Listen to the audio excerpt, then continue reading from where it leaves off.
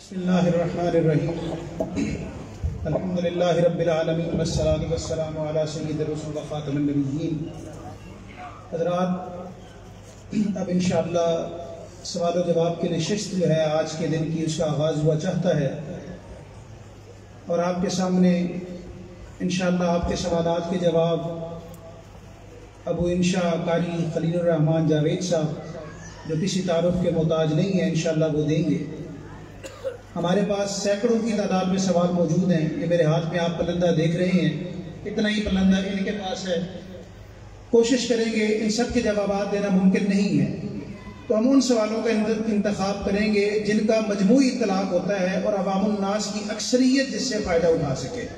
جو انفرادی نوعیت کے سوالات ہیں وہ پھر یا تو آپ بعد میں قاری صاحب سے مل لیں، یا پھر انشاءاللہ پھر کسی موقع پر الگ، یہاں پر ہمارے مفتی جامعہ شیخ قاسم شاہین صاحب بھی موجود ہوتے ہیں، آپ ان سے رہنمائی حاصل کر سکتے ہیں۔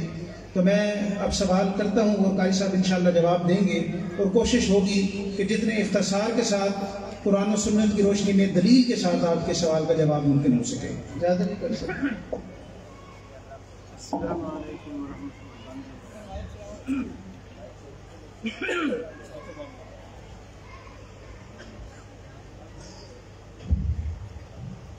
السلام علیکم ورحمۃ اللہ وبرکاتہ۔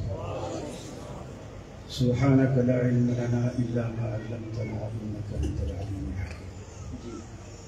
بسم اللہ الرحمن الرحیم۔ پہلا سوال ہے جی، ہماری کریانہ کی دکان ہے اور ہم نے دکان پر سگریٹ اور نسوار بھی بیچتے ہیں، کیا یہ حلال ہے یا حرام؟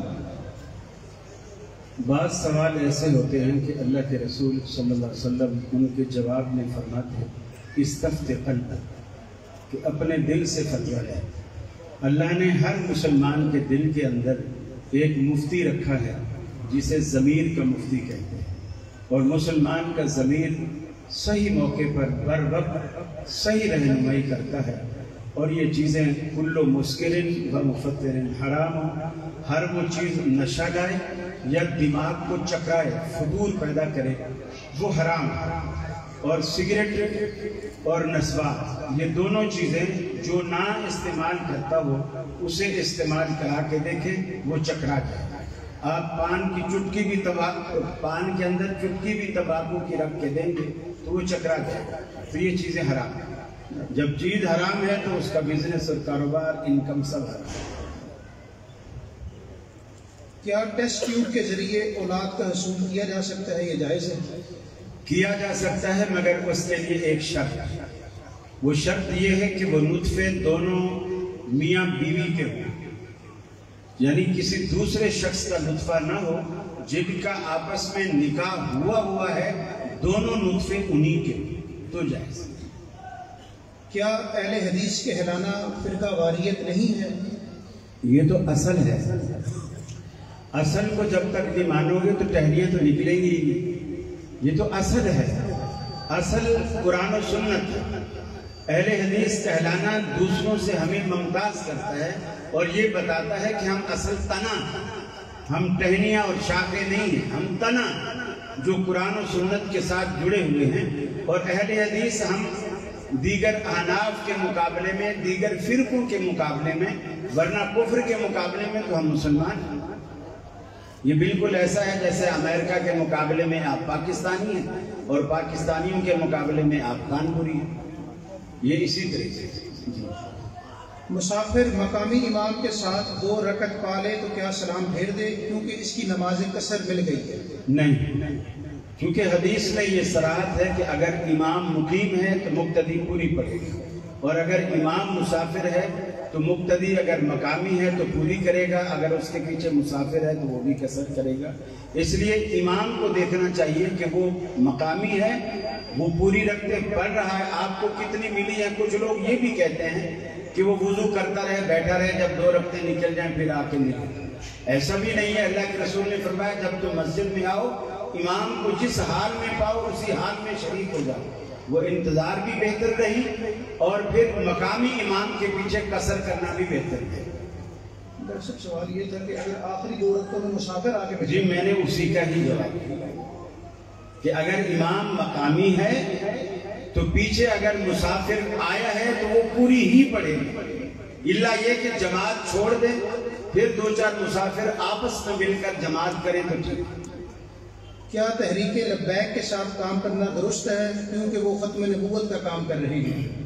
پہلی بات تو یہ ہے کہ یہ نعرہ ہی مشرکانہ ہے، لبیک یا رسول اللہ کا نعرہ ہی مشرکانہ ہے۔ تو آپ مشرکانہ نعرے کے ساتھ دیکھیے، کسی چیز کی کسی تنظیم کے اندر کوئی ایک اچھائی دیکھ کر اس سے فوراً متاثر نہیں ہو جانا چاہیے۔ آپ اہل حدیث ہیں، اللہ تعالیٰ نے آپ کو ہر طرح سے دوسروں سے ممتاز کیا ہے۔ آپ کے نعرے بھی توحید سے بھرے ہوئے ہیں، آپ کا عقیدہ، آپ کا ایمان، آپ کی جماعت کتاب و سنت کی تحریروں سے مالا مال ہے۔ تو آپ کو کیا ضرورت ہے ادھر ادھر دیکھنے اور جھانکنے کی؟ آپ کو کسی بھی میدان میں الحمدللہ آپ بھوکے نہیں ہیں، ہر میدان میں اللہ رب العالمین نے آپ کو خود کفیل بنایا ہے، اللہ کا احسان ہے۔ سوال ہے، منگنی کے بعد اور نکاح سے پہلے منگیتر سے بات کرنا کیسا ہے؟ وضاحت فرمائیں۔ منگنی کے بعد بھی درست ہے لیکن بڑوں کی موجودگی میں، منگنی سے پہلے بھی درست ہے کیونکہ منگنی نکاح نہیں، منگنی ایک زبان ہے جو بڑے آپس میں کر لیتے ہیں۔ ایک دفعہ بات چیت کرنا، دیکھنا اس کی شکل و صورت، کیونکہ لڑکے نے ظاہر بات ہے اس کے ساتھ زندگی گزارنی ہے اور لڑکی نے بھی، تو وہ دونوں ایک دوسرے کو دیکھ بھی لیں۔ ابو داؤد میں حدیث ہے کہ ایک نظر وہ اس کو دیکھے، پتہ چلے اندھی ہے، کانی ہے، بھیگی ہے، لڑکی بھی دیکھ لے کہ لڑکا لنگڑا ہے، لولا ہے، گونگا ہے، کیا ہے۔ تو لوگ دھوکے بھی دیتے ہیں کہ ایک اچھا بھلا خوبصورت بھائی دکھاتے ہیں اور شادی کے وقت دوسرا بھائی نکال دیتے ہیں۔ اسی طرح لڑکی والے بھی دھوکہ دیتے ہیں، ایک خوبصورت لڑکی پڑوسن کی اٹھا کے دکھا دیتے ہیں اور پھر شادی کے وقت اپنی لڑکی وہ جو کالی تھی وہی دے دیتے ہیں۔ تو اس لیے اس دھوکے سے بچنے کے لیے شریعت نے کوئی بھی چور بازاری کا راستہ رکھا ہی نہیں، سارے دروازے بند کر دیے، ایک نظر دیکھ لو جائز ہے لیکن بڑوں کی موجودگی میں۔ یہ نہیں ہے کہ کلفٹن گھومنے جا رہے ہیں اور لاہور کے شاہی مسجد میں ڈیٹ پہ جا رہے ہیں، ایسا ہے، یہ چیزیں حرام ہیں۔ اذان کے بعد دکان کھلی رکھنا اور کاروبار کرنا جائز ہے؟ اگرچہ دکان کھلی لیکن بندہ تبدیل ہو جاتا ہے، ایک نماز پڑھنے جاتا ہے اور دوسرا دکان کا کام دیکھتا ہے۔ ویسے صحابہ کے دور میں ایسا نہیں ہوتا تھا کہ باپ دکان پہ بیٹھا رہے اور بیٹا نماز پڑھنے آ جائے، یا بیٹا دکان پہ بیٹھا رہے اور باپ نماز پڑھنے آ جائے۔ ویسے تو قرآن میں صراحت جو ہے وہ جمعے کے لیے ہے، لیکن یہ ہر نماز کا یہی ہے، اذا نودی للصلاۃ من یوم الجمعہ، قرآن میں تو جمعے کا ذکر ہے لیکن نماز کے لیے اذان ایک بلاوا ہے۔ جب آپ اللہ کے بلاوے پر ہی لبیک نہیں کہہ سکتے تو آپ کی دکان میں، کاروبار میں برکت تو اسی رب نے دینی ہے نا جس نے آپ کو بلایا ہے۔ جب آپ اس کے بلاوے پر نہیں آ رہے تو برکت آپ کو کہاں سے دے گا؟ آپ کا سگا بھائی اپنے بیٹے کی شادی میں آپ کو بلائے، ایک دفعہ بلائے آپ نہیں گئے، دوسرے بیٹے کی شادی پہ بلائے آپ نہیں گئے، تیسری دفعہ شاید وہ بلائے گا بھی نہیں، اور پھر اگر آپ اس کے پاس کوئی کام لے کر چلے جائیں تو وہ آپ کا کام کرے گا بھی نہیں۔ تو آپ اللہ کے بندے ہیں، اللہ کا بلاوا آیا ہے، اسی کا ہم رزق کھاتے ہیں، اسی کا دیا پیتے ہیں، اسی کا دیا پہنتے ہیں، شکرانے کے لیے مسجد میں ہمیں آنا چاہیے۔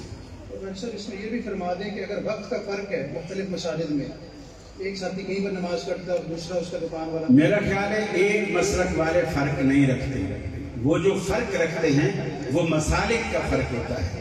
پھر دوسرا سوال آ جائے گا کہ فلاں کے پیچھے نماز پڑھنی جائز ہے کہ نہیں، وہ میرے لیے پھر مشکلات پیدا ہو جائیں گی، اس لیے ایک ہی حکم چلنے دیں۔ اکثر اہل حدیث حضرات نے لوگوں کو دم کرنے کی دکان بنائی ہوئی ہے، کچھ تو دم کرنے کا معاوضہ نہیں لیتے اور اکثر اس کی فیس بھی لیتے ہیں، اس کی شرعی حیثیت کیا ہے؟ اللہ اکبر۔ دیکھیے اصل میں پیغام چینل والے آئے ہوئے ہیں، مجھے پیغام چینل سے بھی سخت شکوہ ہے اسی مسئلے میں۔ ایک خاص بندہ بٹھایا ہوا ہے جو لوگوں میں جنوں کی بیماریاں پھیلا رہا ہے اور پھر بوتلوں میں تھو تھو کر کے دے رہا ہے، یعنی خود ہی بیماریاں پھیلاتا ہے کسے سنا کر اور پھر خود ہی اس کو نکالتا ہے۔ یہ طریقہ بالکل ہی سنت کے خلاف ہے۔ نبی کریم صلی اللہ علیہ وسلم کے پاس کوئی بھی صحابی کبھی کوئی دھاگا، چینی، نمک، روٹی، پراٹھا، چاول، دال یا پانی کی بوتل لے کر کبھی نہیں آیا کہ رسول اللہ صلی اللہ علیہ وسلم سے کہا ہو کہ پانی کو دم کر کے دیں. کبھی آپ نے ایسا نہیں کیا. تو جو آپ تو اہل حدیث ہو، آپ تو بات بات پہ کہتے ہو کہ جی ہم تو وہ بات مانیں گے جو رسول اللہ صلی اللہ علیہ وسلم کی ہو. تو جب رسول اللہ صلی اللہ علیہ وسلم سے یہ چیز، ہاں مریض پہ دم ثابت ہے، اگر کوئی مریض ہے اس پہ دم ثابت ہے. اللہ کے رسول اپنے اوپر خود بھی دم کرتے تھے، ہاتھوں پہ پھونک مارتے اور پھر اپنے جسم پر پھینکتے. خود آخری ایام میں سیدہ عائشہ بھی کہتی ہیں کہ میں نے دم کیا، آپ کے ہاتھوں پہ پھونکا اور پھر آپ کے ہاتھوں کو آپ کے جسم پہ گھمایا تاکہ آپ کے ہاتھوں کی برکت بھی آپ کو حاصل ہو اور اللہ رب العالمین شفا کاملہ نصیب فرمائے. تو مریض پہ دم ثابت ہے، لیکن بوتلوں میں، چیزوں میں، کسی چیز میں نبی کریم صلی اللہ علیہ وسلم سے دم ثابت نہیں ہے.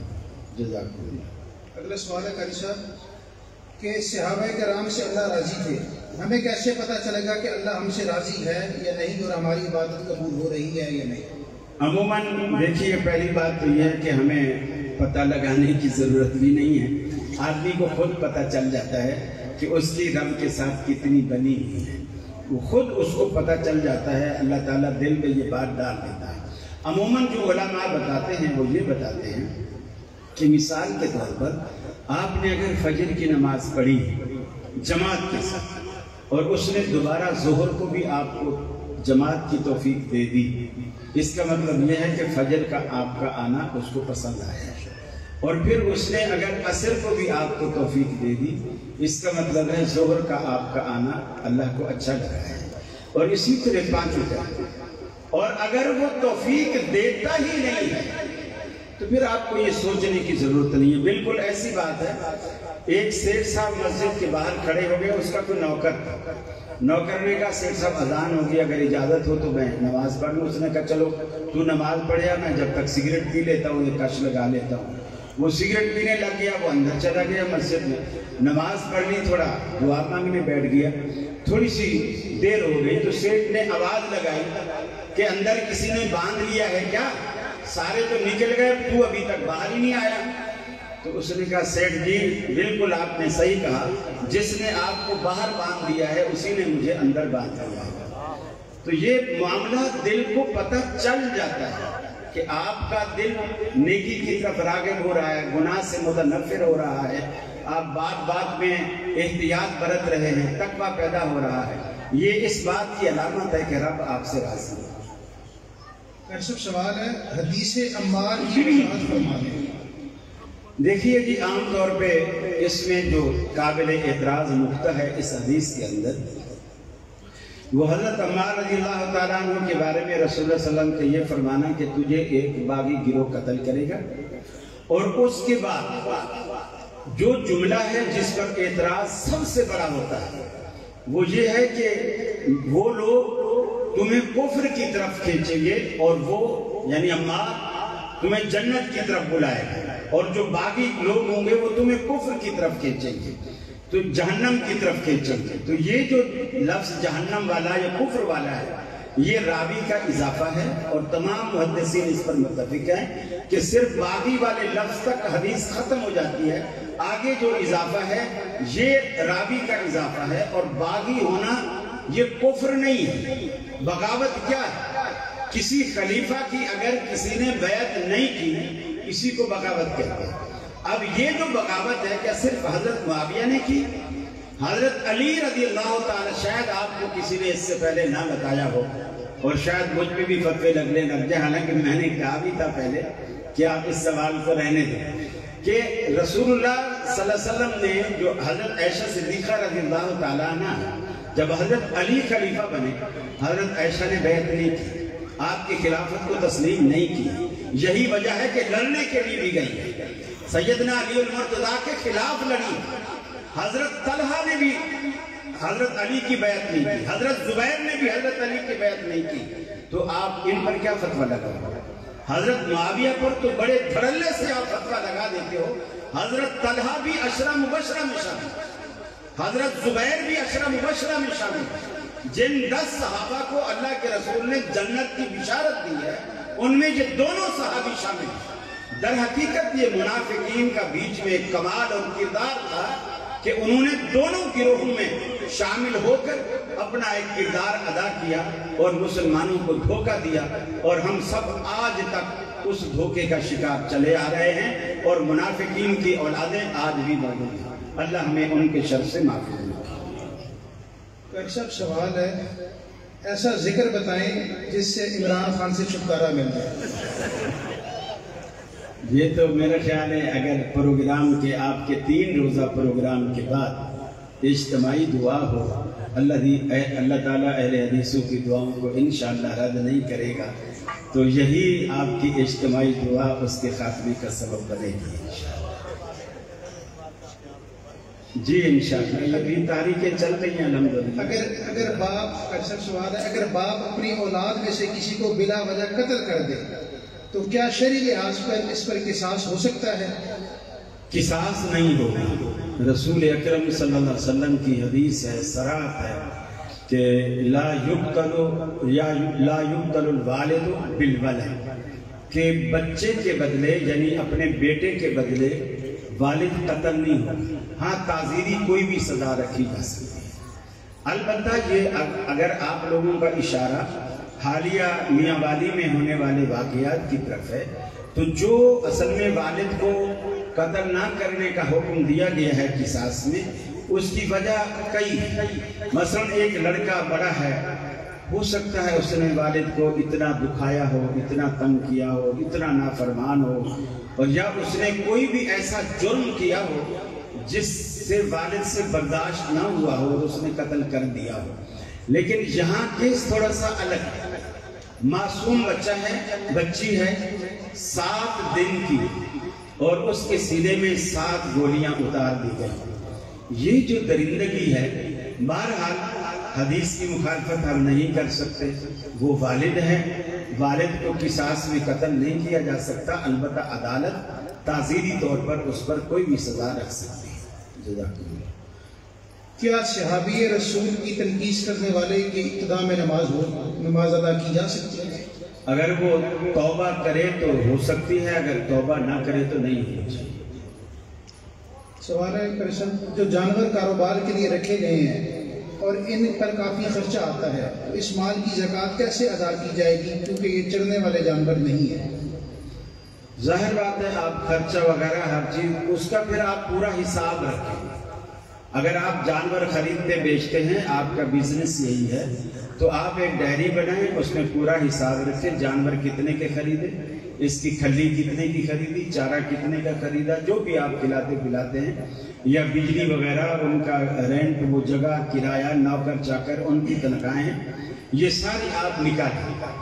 پھر آپ دیکھیں جانور آپ نے بیچے وہ کتنے کے بیچے، یہ اخراجات اس میں سے منہا کریں۔ پھر جو رقم آپ کے پاس بچتی ہے وہ اگر نصاب کو پہنچتی ہے تو آپ 2.5% کے حساب سے اس پر زکات دیں۔ واللہ اعلم بالصواب۔ اگر کوئی خاتون کسی پلاننگ کے تحت اپنے شوہر سے خالی اسٹیمپ پیپر پر دستخط لے کر اس پر طلاق کی تحریر لکھوا کر عدالت میں پیش کر دے اور دوسرا نکاح کروا لے، اور پہلے شوہر کو دوسرے نکاح کے بعد خبر ملے تو اس پہلی طلاق اور دوسرے نکاح کے بارے میں رہنمائی کروا لے۔ دوسرا نکاح اگر تو اس نے عدت وغیرہ بھی گزاری ہو اور دوسرا نکاح ولی کی اجازت سے ہوا ہو تو دوسرا نکاح صحیح قرار پائے گا۔ لیکن پہلا جب خاوند کے سامنے یا تو خاوند اندھا ہو، اسٹامپ پیپر پڑھ نہ سکتا ہو، یا بالکل ان پڑھ ہو، تو وہ اس کی بات مانی جائے گی عدالت میں، جی میرے ساتھ دھوکہ ہوا ہے۔ اگر وہ پڑھا لکھا ہے اور وہ یہ کہہ رہا ہے کہ ہم مذاق کر رہے ہیں، تو نبی کریم صلی اللہ علیہ وسلم کا فرمان ہے کہ مذاق میں بھی طلاق واقع ہو جائے گی۔ حتیٰ کہ میاں بیوی اگر ڈرامے کا کردار ہے اور ڈرامے کے کردار میں طلاق آئی ہے تو بھی طلاق واقع ہو جائے گی۔ یعنی یہ ایسا نانی جی کا کھیل نہیں ہے جب چاہ منہ سے جو چاہ نکال دیا۔ شریعت نے اس کے لیے پابندیاں رکھی ہیں۔ اگر اس نے سائن کر دیے ہیں اور اس کو پتا ہے یہ طلاق نامہ ہے، طلاق ہو گئی۔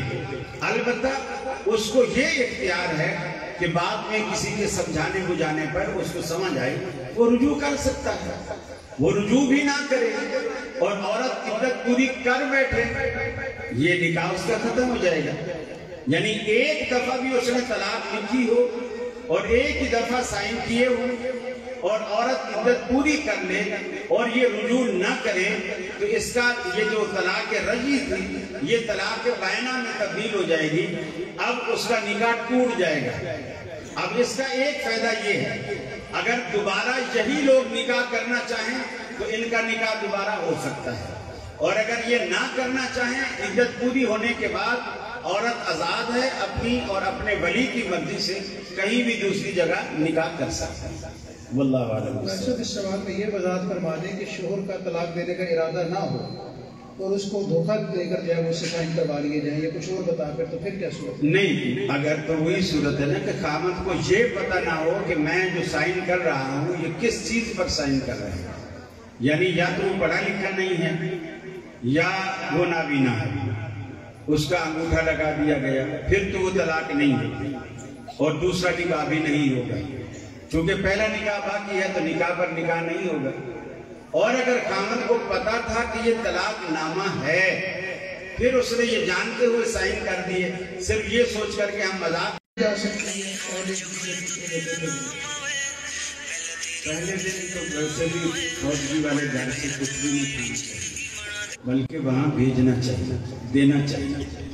اور دوسری بات یہ ہے کہ دوسرے تیسرے دن بھی میت والے گھر میں لوگ کھانا ہمسائے اڑوس وہی بس بھری ہوئی بندوں کی واپس میت کے گھر آتی ہے اور قورمے بریانیاں وہ اڑاتی ہے. یہ طریقہ بالکل غلط ہے. اور تیسرے دن, 7ویں دن, 40ویں دن اور پھر سال بعد برسی, یہ تو ویسے بدعی طریقہ ہے جو اہل بدعت کا طریقہ ہے, اس سے اجتناب کرنا چاہیے. صاحب سوال ہے, کیا یا محمد کہنا درست ہے جبکہ ایک روایت میں ہے کہ جنگ یمامہ میں صحابہ کرام نے یا محمد کے نعرے لگائے تھے؟ میرا خیال ہے رسول اللہ صلی اللہ علیہ وسلم جب سامنے ہوں صحابہ سارے کہتے تھے یا رسول اللہ, لیکن یہ جو غیبانہ طور پر آوازیں لگائی ہوں یا محمد کی یہ صحیح صحت کے ساتھ کہیں سے بھی ثابت نہیں ہے. ہاں رسول اللہ صلی اللہ علیہ وسلم جب سامنے ہوتے صحابہ یا رسول اللہ آ کر کے کہتے, جبریل امین بھی آ کر کے یا محمد کہتے, آپ کو مخاطب کرتے. یہ ندا کا صیغہ ہے اور مخاطب سامنے موجود ہو تو کہا جاتا ہے. اور چونکہ ایک طبقے کا ہمارے ہاں مخصوص عقیدہ اور نظریہ ہے کہ اللہ کے نبی ہر جگہ موجود ہوتے ہیں, حاضر ناظر ہوتے ہیں, تو ہم جہاں بھی پکاریں وہ ہمارے سامنے ہوتے ہیں. ہمارا یہ نقطہ نظر نہیں ہے اور نہ ہم اس نقطہ نظر کو دل میں رکھتے ہیں, اور اس لیے ہمارے لیے وہ کہنا وہ پکارنا بالکل ناجائز ہے. وٹا سٹا پر رشتہ کیا جا سکتا ہے یا نہیں؟ بخاری شریف میں حدیث ہے, رسول اکرم صلی اللہ علیہ وسلم کا فرمان ہے, لا شغار فی الاسلام, اسلام میں شغار نہیں ہے. یہ شغار یعنی لو اور دو کے فارمولے پر ہوتا ہے. یعنی تم اگر ہم اپنی بیٹی ہمیں دو گے تو ہم اپنی بیٹی تمہیں دیں گے, یا تم ہماری بیٹی لو گے تو ہم تمہاری بیٹی لیں گے. اس کا نقصان یہ ہوتا ہے کہ اگر ایک گھر اتفاق سے اجڑتا ہے تو دوسرا گھر ضد میں اجڑتا ہے, بدلے میں اجڑتا ہے, انتقام میں اجڑتا ہے. مثال کے طور پر آپ کی بیٹی میرے بیٹے کے گھر میں ہے اور میری بیٹی آپ کے بیٹے کے گھر میں ہے, اور جب آپ یہ سنو گے کہ قاری خلیل کے بیٹے نے ہماری بیٹی کو مارا ہے اور اس نے مارا ہے, کوئی قصور کیا ہے, کوئی غلط بات کی ہے, لیکن وہاں جو آپ کے ہاں میری بیٹی ہے آپ خام خام مارنا شروع کر دو گے کہ ہماری بیٹی وہاں پٹ رہی ہے, تو یہاں بیٹی پراٹھے کھا رہی ہے, تو دوسرا گھر جو ہے وہ ضد میں اجڑتا ہے. شریعت نے اس لیے اسے پسند ہی نہیں کی. لا شغار فی الاسلام, بالکل بٹے سٹے. ہاں ایسا ہو سکتا ہے کہ آپ نے کسی جگہ شادی کی اور کوئی شرط نہیں تھی کہ آپ لوگے بھی دو گے بھی, کوئی شرط نہیں, آپ نے شادی کر دی, چاہے اپنے بیٹے کی تھی یا بیٹی کی. سال 2 سال 3 سال تک ملاپ رہا, آپ لوگوں کو لگا کہ یہ خاندان بہت اچھا ہے, شریف لوگ ہیں, نیک لوگ ہیں, ملنسار ہیں, اچھے اعلیٰ اخلاق اور کردار کے مالک ہیں. اب آپ نے یہ فیصلہ کر لیا کہ ہم نے ان کی بیٹی لی تھی تو اب یار ان کے بچے بھی بہت نیک ہیں, ہم دیتے بھی ہیں, تو یہ شغار نہیں ہے. شرط جب آپ رکھیں گے لینے دینے کی تب شکار ہوگا اور وہ حلال۔ جی اگر بالوں کو لال مہندی یا کوئی اور کلر لگائیں تو نماز جائز ہے؟ جی بالکل، لال مہندی بھی جائز ہے اور کلر بھی جائز ہے۔ رسول اللہ صلی اللہ علیہ وسلم نے صرف کالے کلر سے منع کیا، فَاجْتَنِبُوا السَّوَادَ، کالے سے بچو۔ غیروں کے الفاظ ہیں، اپنے سفیدی کو تبدیل کرو، دوسرے رنگ میں بدلو، لیکن فَاجْتَنِبُوا السَّوَادَ، کالے سے بچو۔ اور یہ بھی ہے إِلَّا السَّوْدَاءَ، رنگو بالوں کو مگر کالے سے بچو، کالا رنگ نہ ہو۔ باقی ہر کلر کی آپ کو اجازت ہے، جیسا سوٹ پہنے ویسی داڑھی بنائیں۔ جی صرف سوال ہے، آپ اہل حدیث حضرات کا دعویٰ ہے کہ انبیاء کرام اپنی قبور میں زندہ نہیں ہیں، جبکہ صحیح مسلم شریف میں حدیث ہے کہ رسول اللہ صلی اللہ علیہ وسلم نے معراج والی رات حضرت موسیٰ علیہ السلام کو سرخ ٹیلے کے قریب اپنی قبر میں نماز پڑھتے ہوئے دیکھا تھا۔ قرآن و سنت کے قوی دلائل سے جواب ارشاد فرمائیں کہ مسلم شریف کی اس حدیث کا صحیح معنی اور مفہوم کیا ہے؟ پہلی بات تو یہ ہے کہ رسول اکرم صلی اللہ علیہ وسلم نے موسیٰ علیہ السلام کو جو قبر میں نماز پڑھتے ہوئے دیکھا، آپ فرماتے ہیں کہ اس دن سب سے تیز ترین سواری جس کا نام براق تھا وہ میرے پاس تھا۔ تیز ترین سواری، جہاں اس کی نظر جاتی تھی وہیں اس کا قدم جاتا تھا۔ اب جب میں بیت المقدس پہنچا ہوں تو جس موسیٰ علیہ السلام کو قبر میں نماز پڑھتے ہوئے چھوڑ کر آئے تھے اور آپ براق پر سوار تھے، آپ جب بیت المقدس آئے تو موسیٰ علیہ السلام پہلے آگے آئے بیٹھے، آپ پہلے آگے آئے بیٹھے، پھر آپ نے وہاں نماز پڑھائی سارے انبیاء کو۔ جب آپ آسمانوں پہ گئے تو چھٹے آسمان پہ موسیٰ علیہ السلام آپ سے پہلے موجود تھے۔ اچھا، اب یہاں جو لال قلعے کے پاس قبر میں نماز پڑھتے ہوئے دیکھا، آپ نے جبریل سے نہیں پوچھا کہ یہ کون ہے، آپ نے خود بتایا کہ میں نے موسیٰ علیہ السلام کو دیکھا ہے، نہیں پوچھا جبریل سے۔ جب بیت المقدس میں پہنچے، جبریل امین نے انبیاء کا آپ سے تعارف کرا، تعارف ہو گیا۔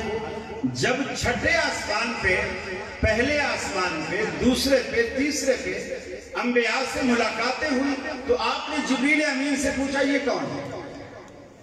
آپ نے جبریل جو مختلف حالتیں تھیں، اللہ رب العالمین نے رسول اللہ صلی اللہ علیہ وسلم کو معراج کے وقت، معراج کے موقع پر ان حالتوں میں سے کوئی ایک حالت قبر میں دکھا دی، کوئی ایک بیت المقدس میں دکھا دی، اور کوئی ایک پھر انہوں نے مرحبا مرحبا یا ابن صالح کہہ کر آپ کو آواز دی۔ تو یہ مختلف حالتیں تھیں، اس کو دنیاوی یعنی ہمارے اعتقاد کے خلاف اس کو نہیں کہا جا سکتا، جو اللہ رب العالمین نے مختلف صورتوں میں دکھائیں، اور اللہ رب العالمین نے جو صورت جس طرح دکھائی ہم مانتے ہیں۔ اس کا مطلب یہ نہیں ہے کہ انبیاء قبروں میں نماز پڑھتے ہیں، یہ معمول نہیں ہے۔ ایک چیز ہے جو اللہ رب العالمین نے موسیٰ علیہ السلام کی زندگی کی، رسول اللہ صلی اللہ علیہ وسلم کو معراج والی رات دکھا دی، بس۔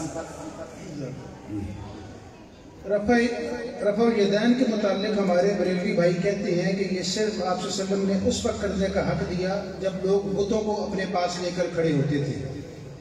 یہ دیکھیے، کہتے تو سب لوگ ہیں کہ ایسا تھا، لیکن آج تک دنیا کی کسی کتاب میں کوئی شخص یہ جملہ دکھا نہیں سکتا کہ رفع الیدین کی لاجک یہ ہو کہ لوگ بغل میں بت چھپا۔ دیکھیے دعویٰ آسان ہے لیکن دلیل بھی دینی پڑتی ہے۔ میں ابھی عرض کر رہا تھا، وہاں بیٹھا ہوا ساتھی سوال کر رہا تھا، تو میں نے عرض کیا دعویٰ تو یوسف کے بھائیوں نے بھی کیا تھا کہ یوسف علیہ السلام کو بھیڑیا کھا گیا، تو کیا واقعی کھا گیا تھا؟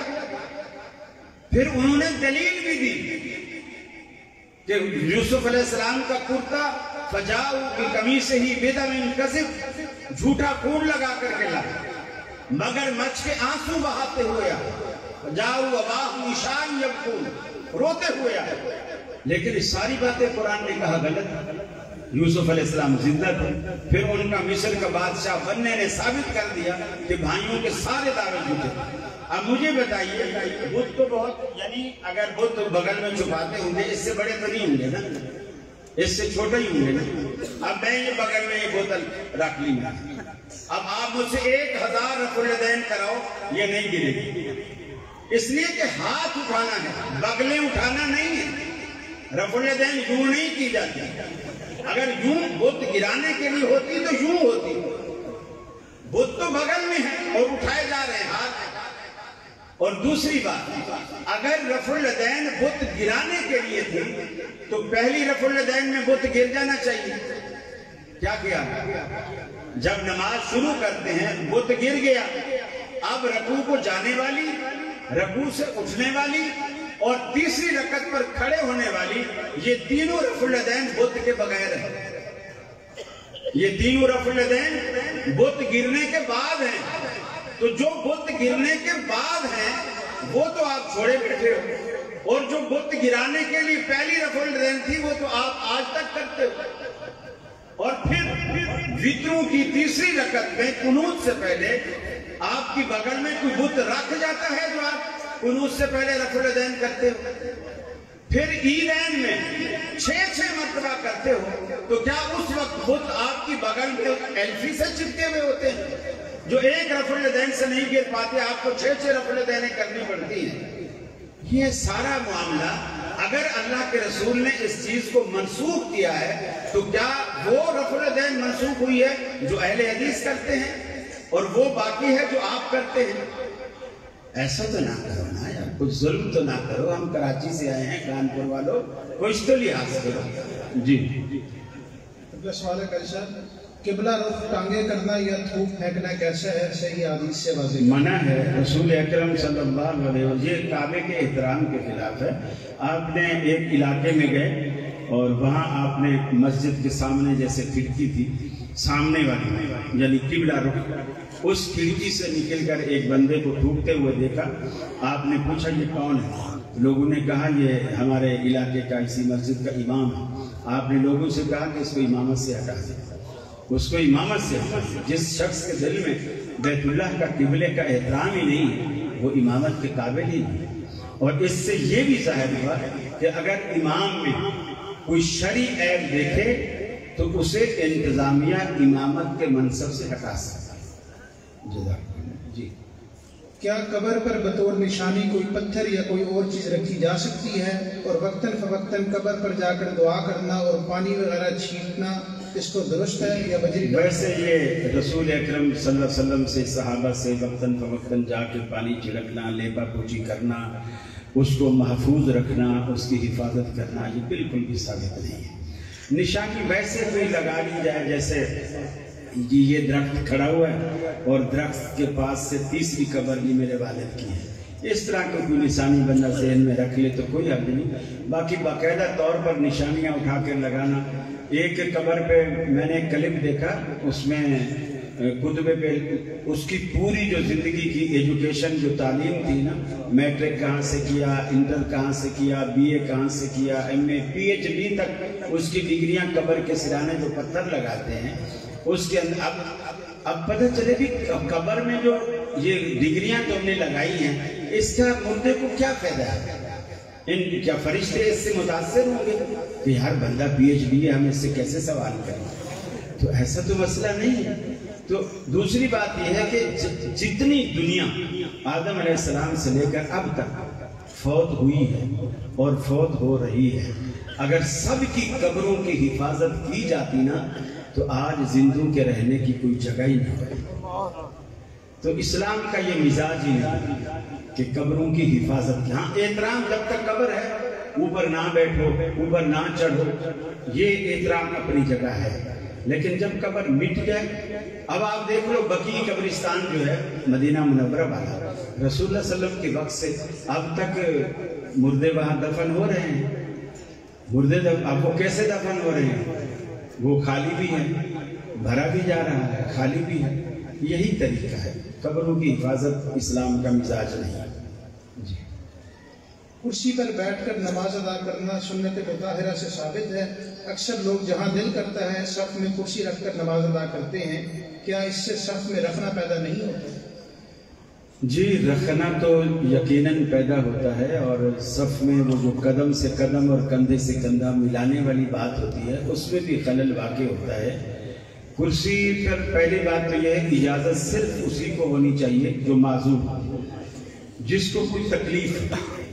آج کل جو فیشن بن چکا ہے کہ ہر مسجد میں پلاسٹک کی کرسیاں رکھی ہوئی ہوتی ہیں، کسی کو ضرورت ہو یا نہ ہو. کسی کو اگر یہ بھی پتا ہو نا کہ یہ امام لمبی تلاوت کرتا ہے تو وہ کرسی لے کے بیٹھ جاتا ہے پہلے سے. تو بغیر عذر کے، کیونکہ نماز میں جس طرح نماز فرض ہے، اس کا قیام بھی فرض ہے. اور قیام آپ کھڑے ہوں گے تو ہوگا، بیٹھنا تو فرض نہیں ہے، کھڑے ہونا فرض ہے. الا یہ کہ آپ معذور ہوں اور کھڑے نہ ہو سکتے یا کھڑے ہونے میں آپ کو کوئی تکلیف ہے. اور اس سے سب سے زیادہ بری بات میں نے یہ دیکھی ہے کہ کرسی پہ بیٹھ کے جو نماز پڑھنے والے ہوتے ہیں، کرسی سب پہ رکھ لیتے ہیں، خود کرسی سے 1-1.5 فٹ آگے کھڑے ہو جاتے ہیں. کرسی پیچھے اپنی جگہ رکھی ہوئی، خود کھڑے ہوئے اور سب سے بالکل آگے نکل کے کھڑے ہوئے، اکیلے بالکل، اور کرسی خالی ہے. یہ تو بالکل ہی اس نے صف کا ستیہ ناش کر کے رکھا. اگر معذور ہے تو کرسی کے اندر بیٹھے، اگر خالی کرسی ہے تو وہ تو بیچ میں ایسے ہو گیا جیسے صف کے بیچ میں پلر آ گیا. اور نبی کریم صلی اللہ علیہ وسلم نے پلر کے مابین بھی صف بنانے کو منع کیا.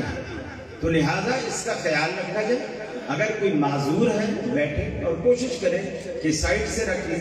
آخر میں 1-2 کرسیاں آپ معذوروں کے لیے رکھ لیں، بوڑھوں کے لیے رکھ لیں، بیماروں کے لیے رکھ لیں، اور بیچ میں صفوں کو خراب نہ کریں. سوال ہے، اہل حدیث، دیوبندی اور اہل سنت میں فرق کیا ہے؟ ماشاءاللہ ٹائم ہے.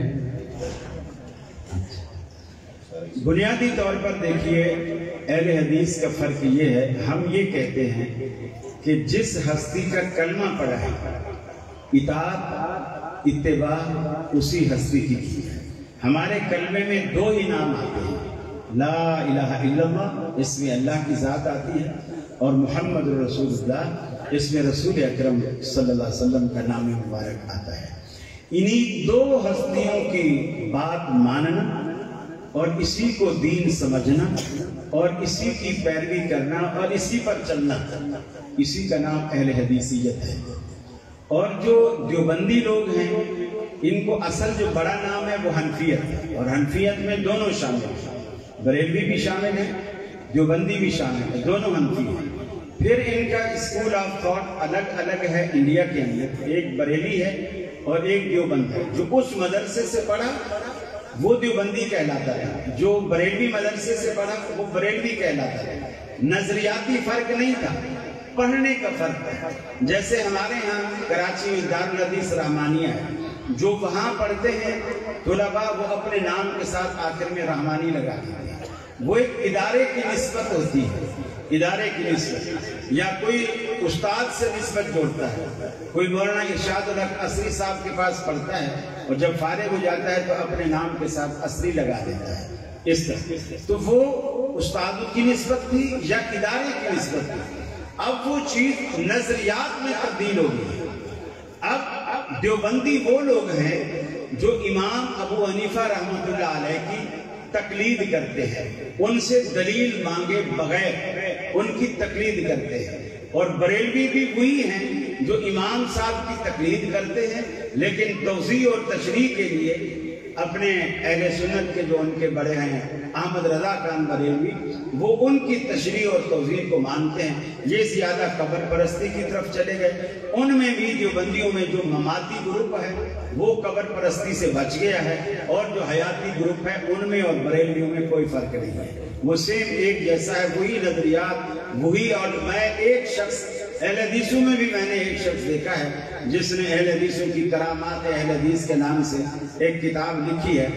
میں حیران تھا کہ اہل حدیث ویسے تو مانتے نہیں ہے، اب پوری کتاب لکھ ماری ہے کرامات اہل حدیث کے نام سے.